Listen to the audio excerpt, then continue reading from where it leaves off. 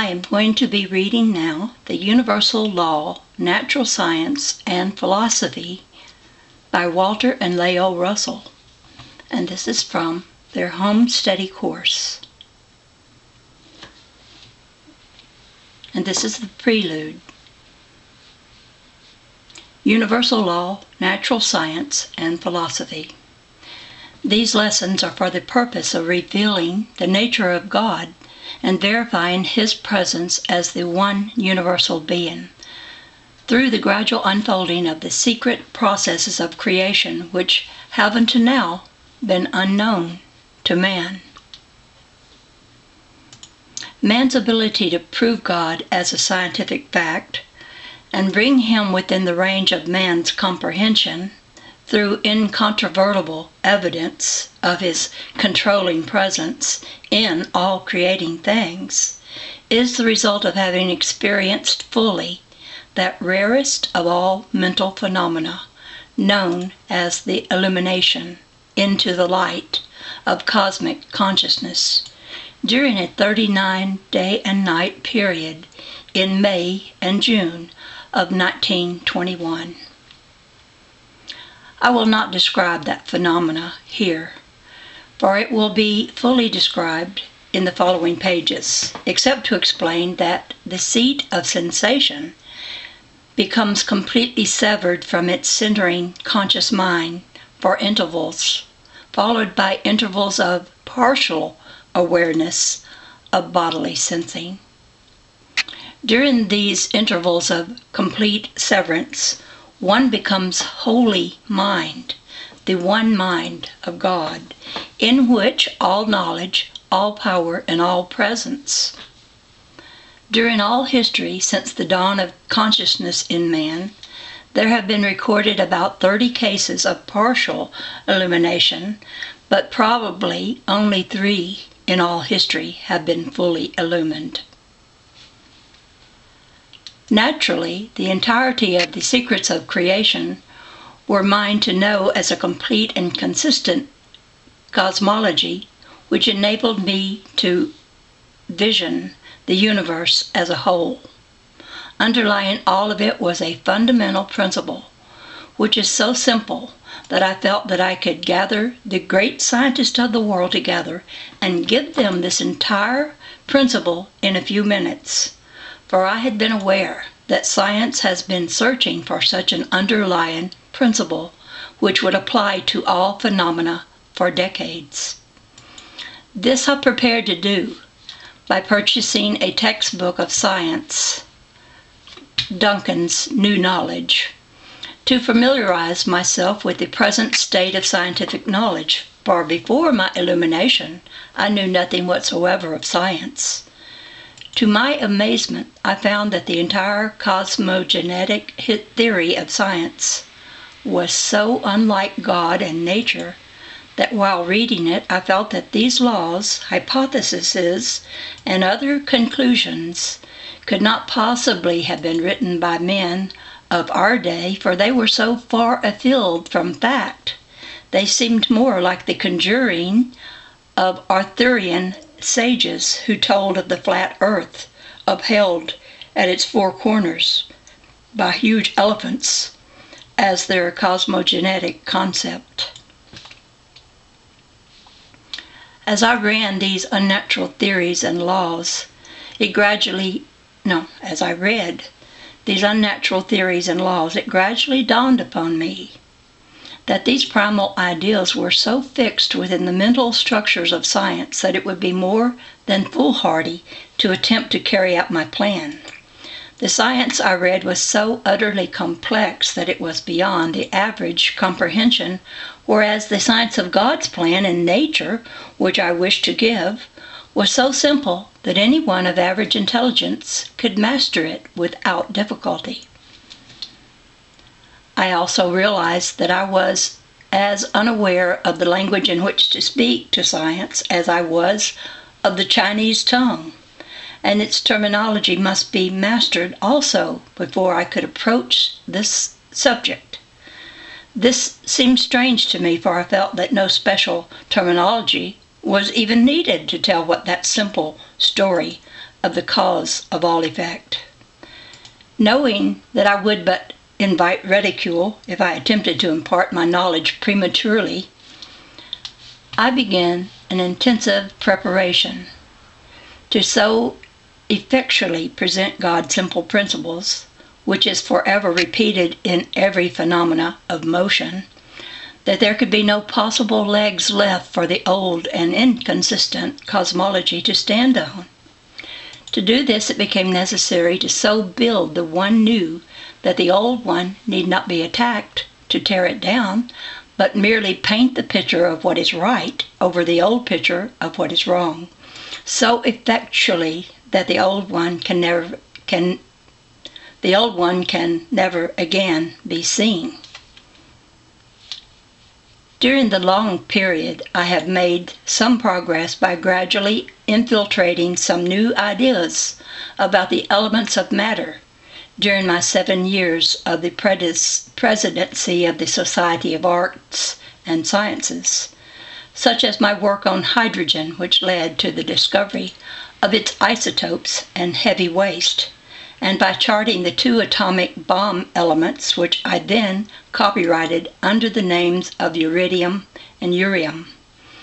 20 years later, they were isolated and renamed plutonium and neptunium, without giving due credit to me for having first given knowledge of their existence to the world by mailing my new periodic charts containing these 2 elements to 1,000 foremost scientists. This and many other discoveries were given by me to the world without credit. But that did not matter. Truth eventually forces recognition, and I could afford to be wise and wait until I had worthily prepared for the day when the light could so fully be focused upon the truth that its recognition could not be evaded.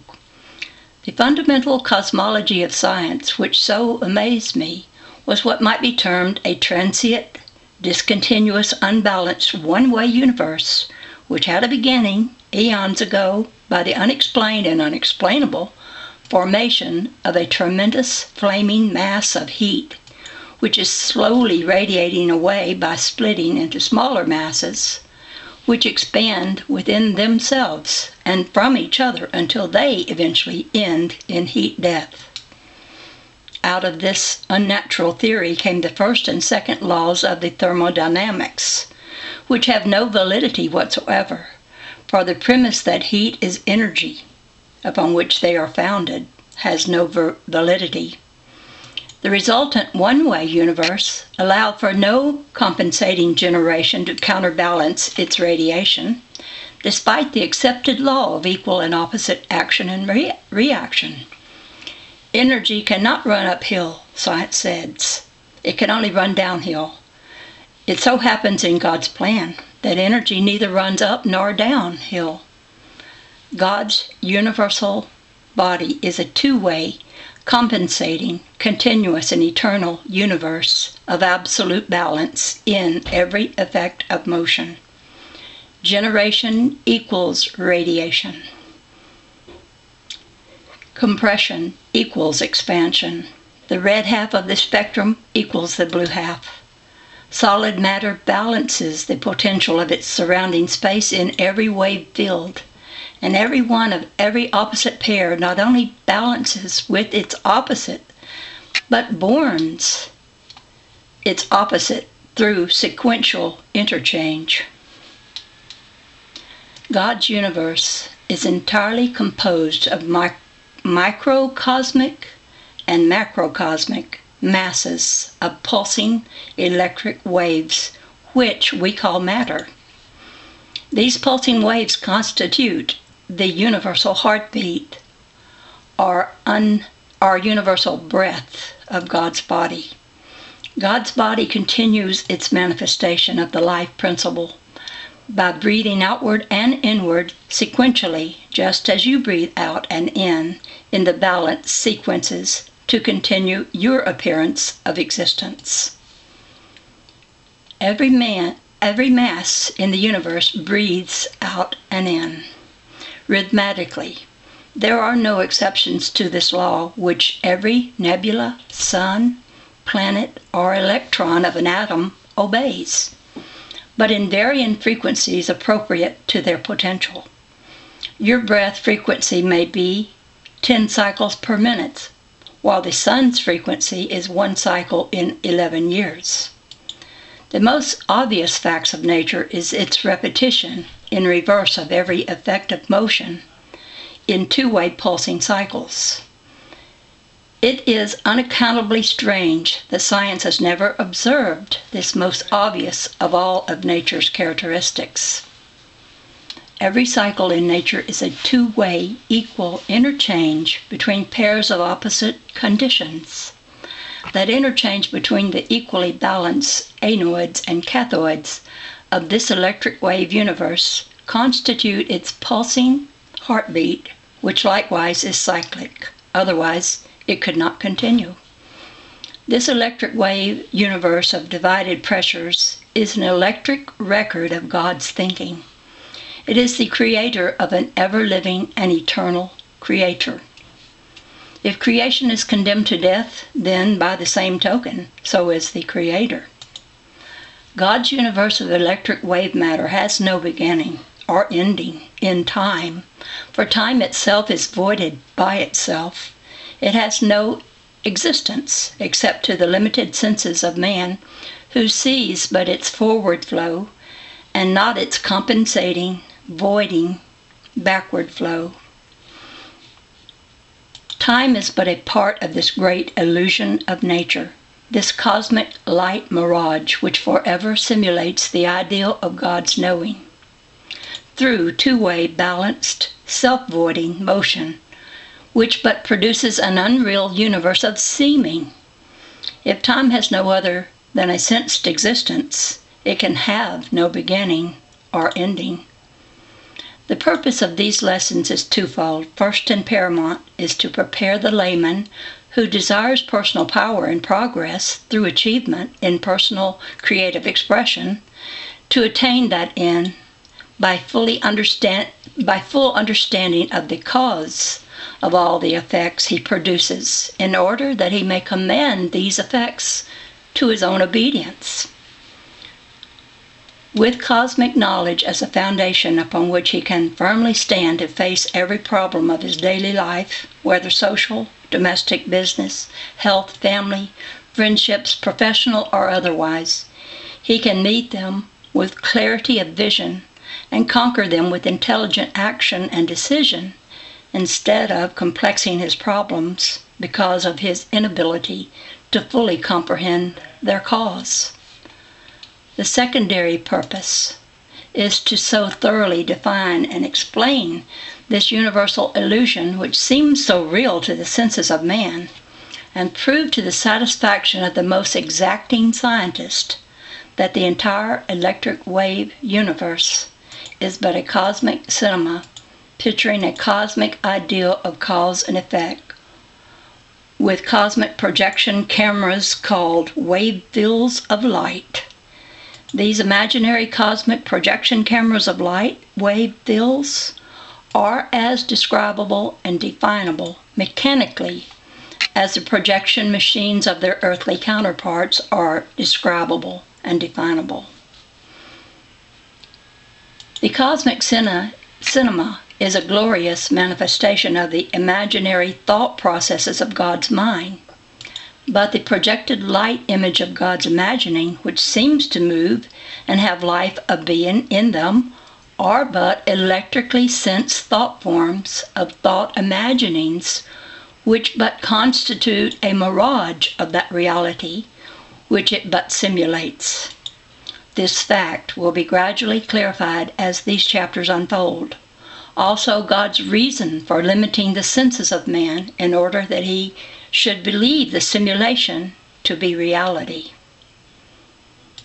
This solution of the seemingly unfathomable mystery of Creator and creation fulfills a prophecy made by Sir Oliver Lodge, who said, in effect, that if in the coming centuries the great cosmic secret was ever revealed to man, its discovery would not come from the trained scientific mind, but would be the supreme vision of some poet, painter, philosopher, or saint who could see the universe as a whole. It is my hope that each reader will so clearly comprehend each part of this whole picture of God's cosmic plan that each one can put them together in his comprehension, that he too may vision the many parts as one whole. He who can so strongly see the oneness of all the seeming many parts of God's plan may make of his own life a divine extension of that one, and thus become master creator of his own creating universe. Walter Russell. Now that was the prelude. Now, lesson number 1. Meditation scientifically explained. Meditation is the most important of all the functions of human life which further human progress. So little is known of it, even by the greatest of the world's geniuses who constantly practice it knowingly, but could not explain it, that it now seems necessary to so carefully define and explain that divine function that everyone can knowingly practice it, and thus knowingly command his achievements to be masterly, or command his body to be perfect, or his life to be full to overflowing. For through meditation, every man can become whatever he wishes to become. Meditation is communing with God for the purpose of working knowingly with God. Working knowingly with God. You all know that is the way I work, and because of it I have been enabled to do 10 times the amount of work I otherwise would have done, and all of it in a masterly manner. When I know that God's thinking and mine are one, and that I am so consciously aware of his presence at every working moment, likewise consciously feeling my hands to be his hands, my work could not be other than masterly. To constantly work knowingly with God, never ceasing, is to be constantly inspired with the ecstasy of his nature. I have felt that way since I was a child. I felt his presence with me at the piano. The musical rhythms which flowed from my soul were interpretations of his rhythmic thinking as they became my thinking. God was my teacher. I needed no other. He was always with me in my soul and lifted me to great heights even in my early days. All during my life I have walked and talked and worked knowingly with God. Every year in May, he took me up into a high mountain for a few days alone with him in his light to illumine my path for the years ahead, which he had planned for me with me.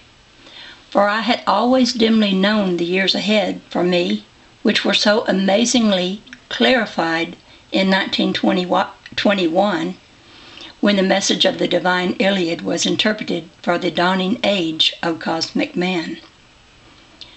Knowing that I must demonstrate by my own life that which I must teach to other men, my one desire through life has been to live life worthily, to manifest the power in me which God gives to every man for the asking, and to immunize myself from all that is unlovely, in order that I could forever create with him that beauty of balanced rhythmic thinking, which is his universe.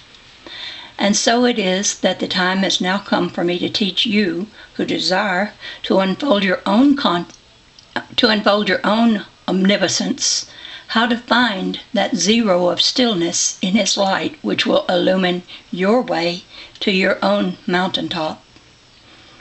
The first step to meditate with God: first forget your body and stop thinking about anything. Decentrate to the zero of stillness. Become a vacuum insofar as your senses are concerned. Desire the light. If you could express it in words, let that expression have a meaning, but without words. Let it be more like a realization, as though you said in words, "The glory of thy anointing light is upon me. I am in the Spirit. Thy light is all about me. It encompasses me. It shines through me. I am dissolved in thy light. Thy light is my light. I am immersed in my light. I am in thy light, knowing thy light. Be thou me, that I might not be myself alone." Meditation is the desire of man to know God in him, and to manifest his God awareness by extending his knowing, through his thinking, to the production of material bodies created by him in the image of his inspired conceiving. I might put it more simply by saying that meditation is a desire to be alone with God, to talk with him. Meditation is really a conference between your soul and the universal soul. To be one with God means to desire his knowledge and power. God's mind is your mind, hence you have all knowledge and power that God has to the extent of your awareness of God in you. If God's knowledge is asleep in you, it must be awakened in order that you may be aware of it. When you are aware of it, you can use it, for the entirety of universal law works with and for you at your command. To the extent of your awareness, and to that extent only, you may use universal power to think your knowing into material forms. Your knowing is your mind self. Your mind self is you, the eternal being. Yourself is not your body, nor is your knowing in your brain, but it controls your body and your brain as its absolute master. Do not confuse your mind and brain as one. Your mind thinks through your brain and with it, as a lever works upon its fulcrum, for your brain is but the instrument for fulfilling the commands extended to it by consciousness, which mind is. Your brain records memories, experiences, and information electrically, just as phonographs likewise do.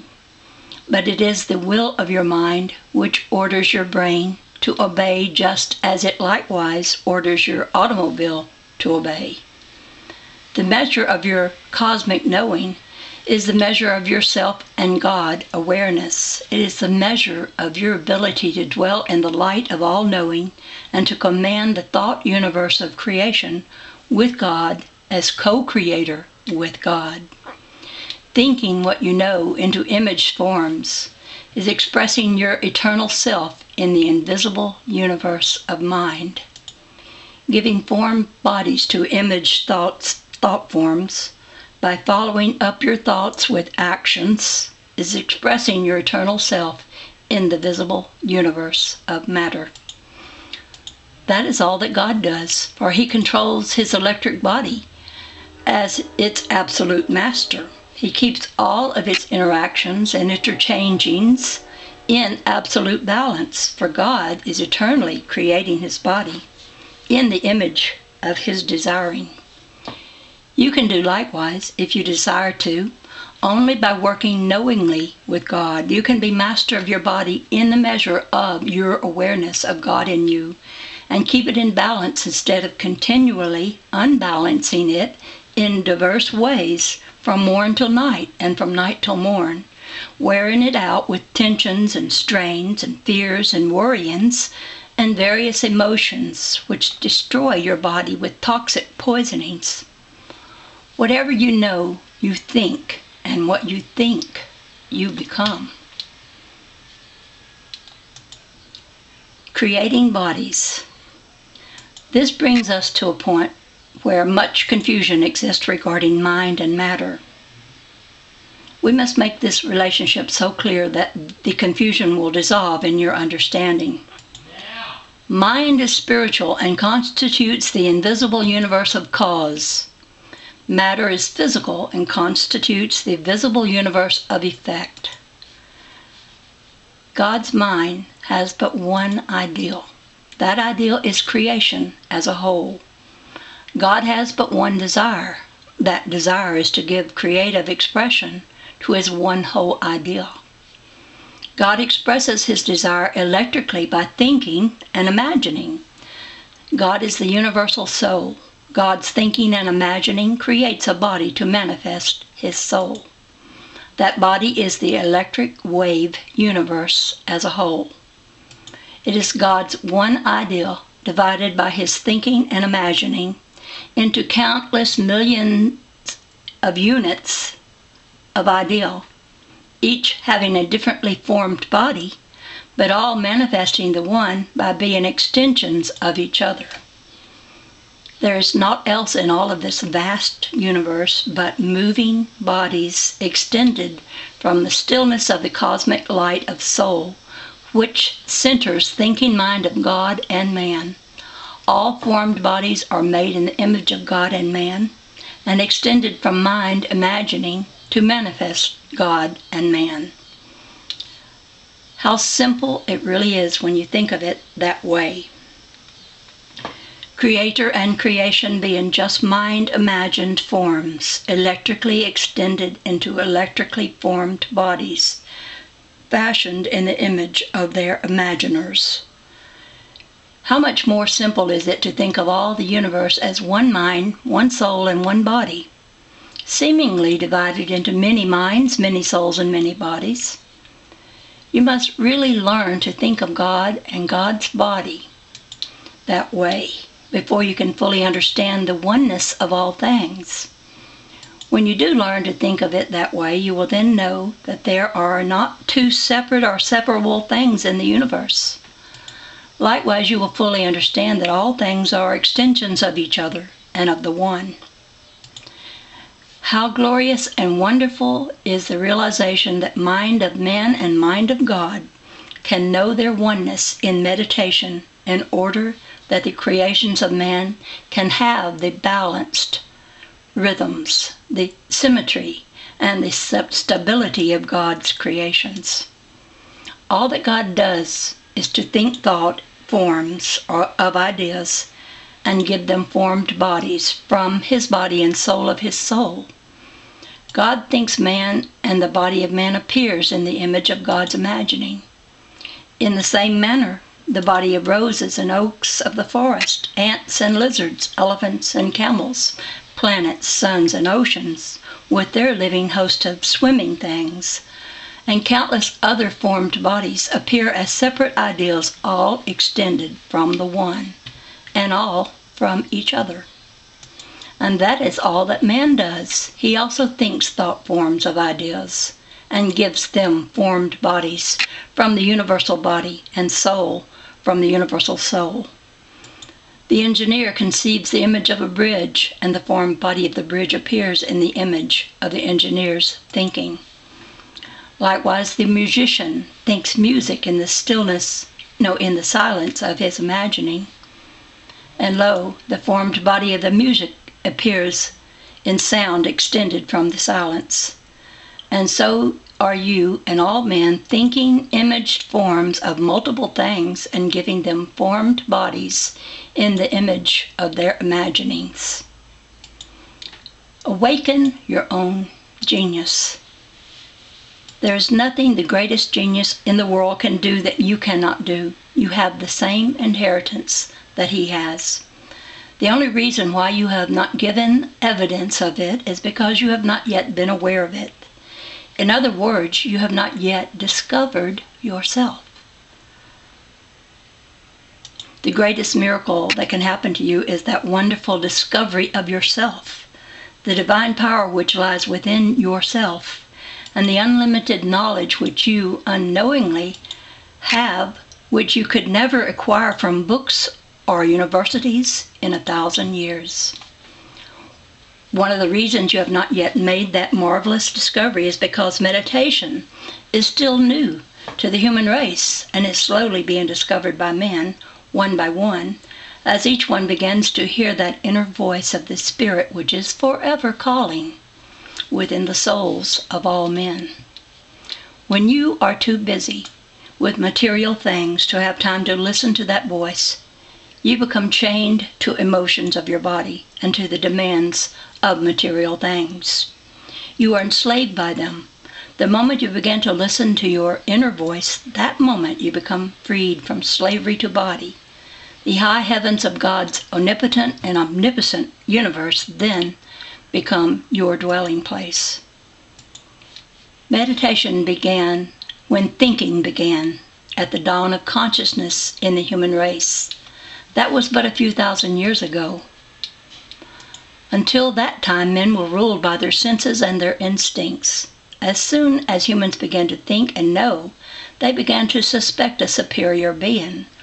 Worship then began, sun worship, idol worship, and finally the inner voice of thinking man led him to the spiritual ideal of many gods, then to one God. Through the centuries of meditation or communion between the physical senses of men and their spiritual inspiration, the genius of some unfolded beyond others. This gradual unfolding has been taking place during several ages of man until now a new stage of the human race is unfolding, which is the dawn of the cosmic age. The great masses of mankind are not yet ready for cosmic knowing, but many thousands are ready for this new knowledge of the invisible universe of thinking mind. It may be that there are even a few million who are ready to become the seed of the new race of cosmic men. The test for ascertaining the average number of those who are ready for this higher step upward in the unfolding of the man idea is not a religious one, it is a cultural one. In New York City, for example, about 7,000 people out of 8